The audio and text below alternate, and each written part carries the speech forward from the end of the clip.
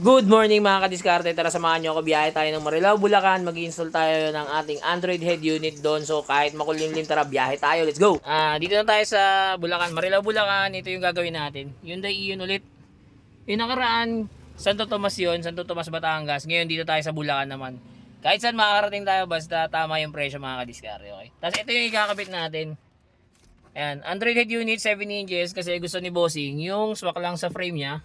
Then ito. Nag-avail din sa atin si Bossing nito, JBL. So, tara, umpisahan natin.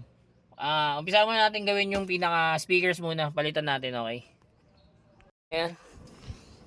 Ito yung JBL natin. Na-unbox na natin mga kadiskarte. Papalitan natin. Sa Hyundai Ion. Yung Hyundai Ion, size 4 lang to mga kadiskarte. Pero gagawin natin yung size 6, okay? Stock ng Ion.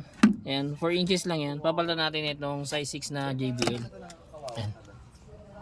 Ito ipapalit natin. So, magko-convert pa tayo ng konti dito para may pasok natin kasi nakaangat pa siya.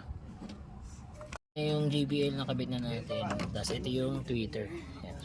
Ito yan mamaya. And ganyan yung discarding ginagawa para magkasya tong size 6. Yan. Pangalawang pinto na tayo mga kadiskarte. Yan. So ayan, salang na lang ulit to. Wiring na lang. Tapos na.